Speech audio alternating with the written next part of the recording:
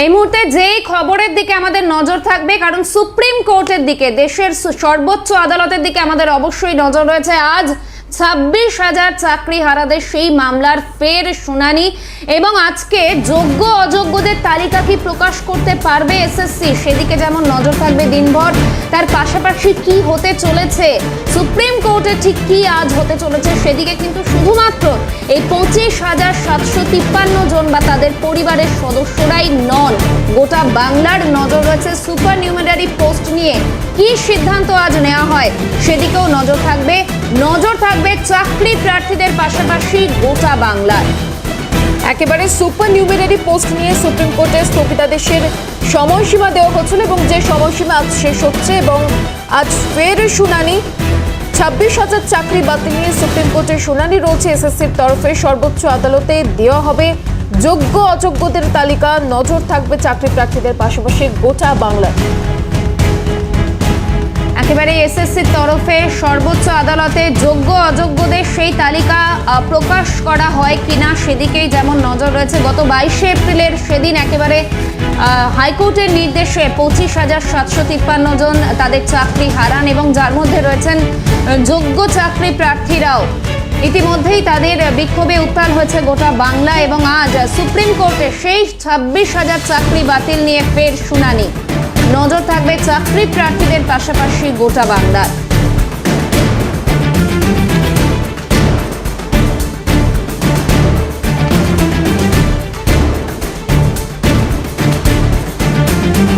সরাসরি রয়েছেন আমাদের প্রতিনিধি অভিরূপা হাজরা। অভিরূপা, যেটা প্রথমেই জানতে চাইবো যে আজকে আবারও শুনানি এবং সেদিকে তাকিয়ে শুধুমাত্র চাকরি প্রার্থীরাই নন, চাকরি হারারাই নন, গোটা বাংলার নজর কিন্তু আজ দেশের সর্বোচ্চ আদালতের দিকে।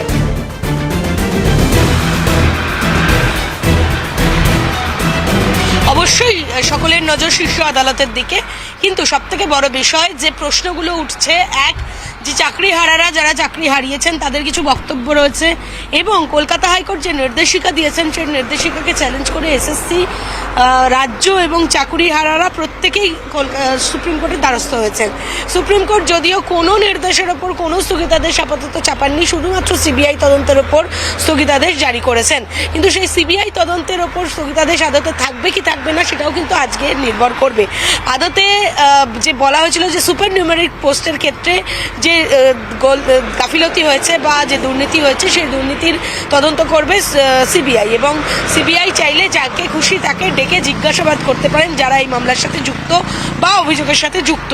এবং সেটাকেই যখন চ্যালেঞ্জ করেছিল রাজ্য জানিয়েছিল যে তারা ক্যাবিনেটের মন্ত্রীদের এই মুহূর্তে ডেকে জিজ্ঞাসাবাদ করতে পারেন, হ্যারাস করতে পারেন, ভোট রয়েছে সেই কারণে। আদতে এই যুক্তি কতটা স্থায়ী হয় সেটা এখন দেখার বিষয়। যদি স্থায়ী না হয় তাহলে কিন্তু সেই নির্দেশিকার ওপর স্থগিতাদেশ তুলে দিতে পারে সুপ্রিম কোর্ট। অন্যদিকে যে মূল যে বিষয়টি সেটা হচ্ছে চাকুরি হারারা যেভাবে চাকুরি হারালেন, অর্থাৎ যে প্যানেল লিস্ট বাতিল হলো সেই প্যানেল লিস্ট বাতিলের সিদ্ধান্ত অর্থাৎ কলকাতা হাইকোর্টের ডিভিশন বেঞ্চের সিদ্ধান্তই অটল থাকে, বহাল রাখেন সুপ্রিম কোর্ট, নাকি নতুন কোনো নির্দেশিকা দেন সেটাই এখন দেখার বিষয়। যদিও রাজ্যের দাবি যে এই প্যানেল লিস্ট বাতিলের ক্ষেত্রে এটার পরিবর্তন আনতে হবে, কারণ প্যানেল লিস্ট বাতিল হয়ে গেলে প্রচুর মানুষ চাকরি হারিয়ে ফেলেছেন, যারা যোগ্য ব্যক্তি তারাও চাকরি হারিয়ে ফেলেছেন। এসএসসি যদিও বলেছে যোগ্যদের চাকরির তালিকা বা প্রার্থীদের তালিকা তারা আদালতে জমা দেবেন। আজকে তারা যদি আদালতে সেটা জমা দেন তাহলে কি এটা প্রমাণ হয়ে যাবে না যে তারা সত্যি প্রথমে কলকাতা হাইকোর্টকে মিসলিড করেছিলেন? এই প্রশ্নটাও কিন্তু উঠছে। তো সুতরাং আর কিছুক্ষণ পরেই এই মামলার শুনানি রয়েছে সুপ্রিম কোর্টে। সুপ্রিম কোর্টে শুনানির পরই আদর্শের দিক নির্দেশটা ঠিক হয়ে গেলেই আদতে আমরা বুঝতে পারবো যে কোন দিকে যাবে। অবশ্যই সারা বাংলার মানুষের নজর রয়েছে আজকে সুপ্রিম কোর্টের দিকে। এবার এটাই দেখার বিষয় যে সুপ্রিম কোর্ট কোন দিকে দিক নির্দেশ করে। তাছাড়াও যে স্থগিতাদেশ জারি করা রয়েছে সেই স্থগিতাদেশ আদতে তোলে কিনা, সুপার নিউমেরিক পোস্টের ক্ষেত্রে সিবিআই তদন্তের নির্দেশের ওপর যে স্থগিতাদেশ ছিল সেই স্থগিতাদেশ আদতে তুলে নেয় কিনা সেটাই এখন দেখার বিষয়। এবং তার পাশাপাশি প্যানেল লিস্ট বাতিলের কলকাতা হাইকোর্টের বিশেষ ডিভিশন বেঞ্চের যে সিদ্ধান্ত ছিল সেই সিদ্ধান্তের কোনো পরিবর্তন করে নাকি সেই সিদ্ধান্তই আবার বহাল রাখে সেটাই এখন দেখার বিষয়। একেবারেই অভিরূপা, এবং সেই শুনানি আজ সুপ্রিম কোর্টে আছে এবং সেই শুনানির দিকে শুধুমাত্র চাকরি প্রার্থী নয়, আমরাও কিন্তু অপেক্ষা করে রয়েছে সেদিকে। কিন্তু আপাতত ধন্যবাদ তোমাকে।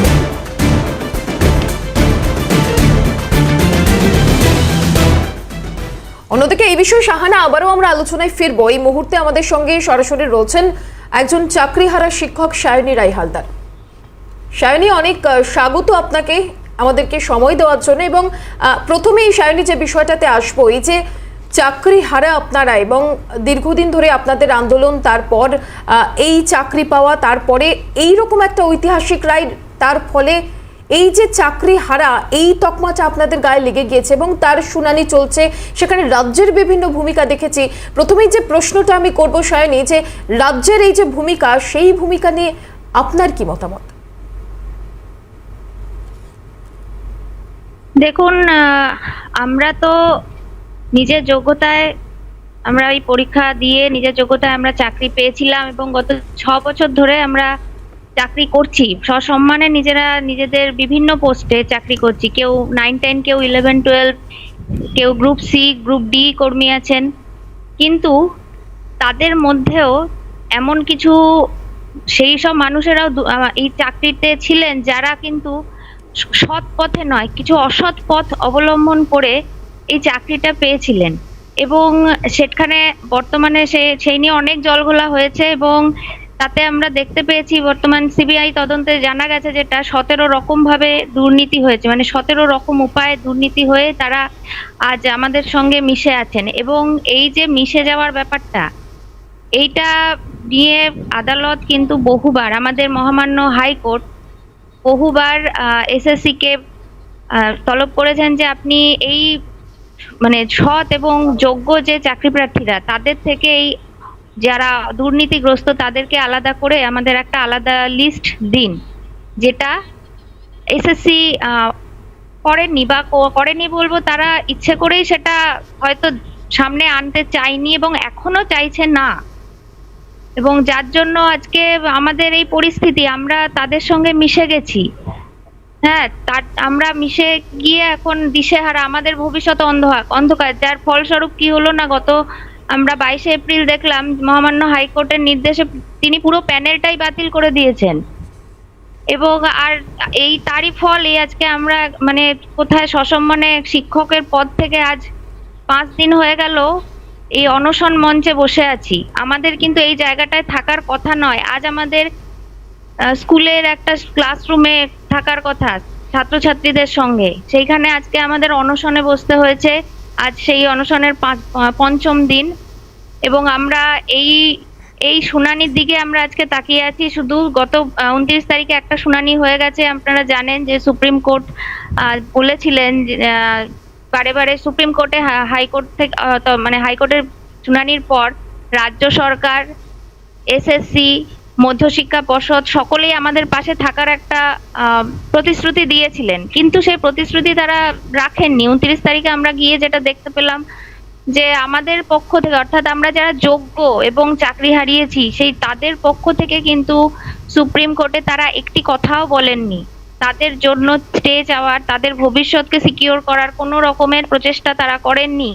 আমাদের একটা মিথ্যে প্রতিশ্রুতি দেওয়া হয়েছিল, অথচ তারা কি করেছেন না, নিজেদের ক্যাবিনেটকে বাঁচানোর জন্য, কারণ হচ্ছে হাইকোর্ট নির্দেশ দিয়েছিলেন যে সিবিআই তদন্তের পরিপ্রেক্ষিতে, তদন্তের সুবিধার্থে যাকে খুশি কাস্টাডিতে নিতে পারেন। এবং এই কথাটার মানে ভয় পেয়েছে, পরিষ্কার কথা হচ্ছে এই কথাটা রাজ্য সরকার ভয় পেয়েছে, এসএসসি ভয় পেয়েছে এবং তাই জন্য তড়িঘড়ি তারা নিজেদের ক্যাবিনেটকে বাঁচানোর জন্য ভোটের একটা অজুহাত দেখিয়ে, ভোট পরিস্থিতির অজুহাত দেখিয়ে নিজের ক্যাবিনেটকে বাঁচাতে তারা নিজের ক্যাবিনেটের জন্য সেই হাইকোর্টের নির্দেশ, যে সিবিআই তদন্ত আর কি, সেই নির্দেশের উপর স্টে অর্ডার নিয়ে এসছে। আর আজকে হচ্ছে সেই শুনানির 2য় দিন। আর আমরা আজকে মহামান্য সুপ্রিম কোর্টের মাননীয় বিচারপতির দিকে তাকিয়ে বসে আছি। আমাদের আশা আছে, আইনের উপর আমাদের ভরসা আছে এবং আমরা এই যে সংগ্রামী যৌথ মঞ্চ, তাকে আমাদের পাশে পেয়েছি, এর জন্য আমি সত্যি কৃতজ্ঞ। এবং আমি সংগ্রামী যৌথ মঞ্চকে অজস্র ধন্যবাদ জানাতে চাই যে আমরা যখন যেদিন সেই শুনানি, মানে যেদিন আরেকটা প্রশ্ন রয়েছে যে এই সপ্তাহটার মধ্যে গত সোমবার থেকে আজ এই সোমবার অবধি, এর মধ্যে কিন্তু বেশ কিছু ঘটনা ঘটেছে। প্রধানমন্ত্রীর আশ্বাস আমরা দেখেছি আপনাদের পাশে দাঁড়ানোর, যোগ্য চাকরিহারা শিক্ষক শিক্ষিকাদের পাশে দাঁড়ানোর, এর পাশাপাশি এসএসসির ভোল বদল, এই সম্পূর্ণ বিষয়টা কিন্তু আমরা দেখেছি। সেক্ষেত্রে দাঁড়িয়ে আপনারা আপনাদের অবস্থান গত সোমবার এবং আজকের সোমবার ঘটনাক্রম দেখে ঠিক কোন জায়গায় বলে মনে করছেন? একদমই তাই। অনেক ভোলবদল আমরাও তো দেখলাম এবং যতই দেখছি ততই অবাক হয়ে যাচ্ছি। এতদিন শুধু ভোলবদল কি এক সপ্তাহের বলবো, গত প্রায় 1 বছর 1.5 বছরের উপর এই কেস চলছে এবং হাইকোর্ট এসএসসির কাছে 12 বার এই দাবি করেছে যে আপনারা সেই প্রার্থী তালিকাটা দিন, যে কারা যোগ্য আর কারা অযোগ্য, কিন্তু বারবার এসএসসি সেটার থেকে একটা অজুহাত দেখিয়ে কিছু বিতর্কিত কথা, যেমন এই কিছু আমাদের কাছে কিছু বিতর্কিত প্রার্থীর লিস্ট আছে, হ্যাঁ এরা হয়তো হতেও পারে নাও হতে পারে, এই ধরনের কথাগুলো আমরা শুনতে পেয়েছি। তার মুখে কিন্তু এসএসসি যে মাননীয় চেয়ারম্যান, তার মুখ থেকে কোনোদিনও শোনা যায়নি যে না এই কিছু এই যে এতজন, সে 19,000 হোক 20,000 হোক, এতজন তাদের বিরুদ্ধে আমাদের কোনো অ্যালিগেশন নেই, তাদের বিরুদ্ধে আমাদের কোনো রকমের অভিযোগ নেই, এরা একদম ফ্রেশ ক্যান্ডিডেট। এই জন্যই বারবার গত সোমবারের শুনানির পর থেকেও আমরা দেখে আসছি, প্রথম তো তারা নিজের ক্যাবিনেট বাঁচিয়েছে, এটা একদম আমাদের কাছে পরিষ্কার। তারপরেও যখন আমরা আইনি লড়াইয়ে আমরা সবসময় ছিলাম, সংগ্রামী যৌথ মঞ্চের পক্ষ থেকে আমাদের আইনি লড়াই চলছিল, কিন্তু তারপরেও দেখলাম আমরা যে শুধু আইনি পথ বেছে নিলে হবে না, সেই জন্য আমরা আজ এই অনশন কর্মসূচি নিতে বাধ্য হয়েছি। এবং আপনারা সেদিন দেখেছেন যে আমাদের কিছু বন্ধুরা, হ্যাঁ তারাও আমাদেরই মতো যোগ্য অথচ চাকরি হারিয়েছেন, তারা পথে নেমেছিলেন, রাস্তায় নেমে আন্দোলন করেছেন, এই তীব্র দাবদাহের মধ্যে তারা রাস্তায় নেমে আন্দোলন করেছেন।